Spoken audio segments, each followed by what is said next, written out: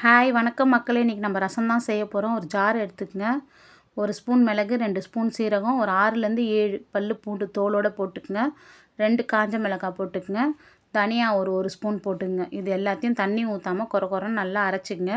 புளியை கொஞ்சம் ஊற வச்சுருங்க. அப்போ தான் கரைக்கும் போது ஈஸியாக இருக்கும். அதில் ஒரு தக்காளியை போட்டு நல்லா கரைச்சிக்குங்க. எல்லாத்தையும் புளியும் தக்காளியும் சேர்த்து கரைச்சிட்டு எவ்வளோ தண்ணி வேணுமோ அந்த அளவுக்கு நீங்கள் தண்ணி ஊற்றிக்குங்க. உங்களுக்கு எவ்வளோ தண்ணி வேணுமோ அந்த அளவுக்கு ஊற்றிடுங்க. உப்பு போட்டுக்குங்க. தேவையான அளவுக்கு உப்பு போட்டுட்டு கொஞ்சம் மஞ்சத்தூள் போட்டுக்குங்க.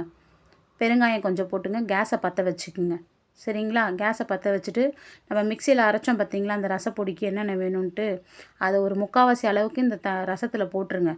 ஒரு 1/4 எடுத்து வச்சுங்க. தாளிக்கும் போது நம்ம யூஸ் பண்ணிக்கலாம். கொஞ்சம் எண்ணெய் ஊற்றிக்குங்க. கடுகு போட்டுங்க. சீரகம், ஒரு காஞ்ச மிளகாய், 4 பூண்டு தோலோடு தட்டி போடுவேன் நான் வாசனைக்காக. போட்டுட்டு இந்த 1/4 எடுத்து வச்சோம் பார்த்திங்களா, கொரன்னு அரைச்சோம் பார்த்திங்களா, அதையும் இதில் போட்டு எண்ணெயிலே வதக்கிடுங்க. ரச பவுடர் நான் வச்சுருப்பேன். ரெடிமேட் பவுடர் இருந்தாலும் சரி, வீட்டில் அரைச்சி வச்சுருந்தாலும் சரி, கொஞ்சோண்டு இதில் போட்டுக்கிட்டு அதையும் எண்ணெயில் வதக்கிட்டு தாளித்து அதில் போட்டுங்க. இந்த மாதிரி நுர கிளம்பி வரும். கொத்தமல்லி இருந்தால் போட்டுங்க. கறிவேப்பிலை கொத்தமல்லி என்கிட்ட இல்லை, நீங்கள் போட்டுங்க. இது என்னோடய ஸ்டைல் ரசம். தேங்க்யூ ஃபார் வாட்சிங் மக்களே. நன்றி.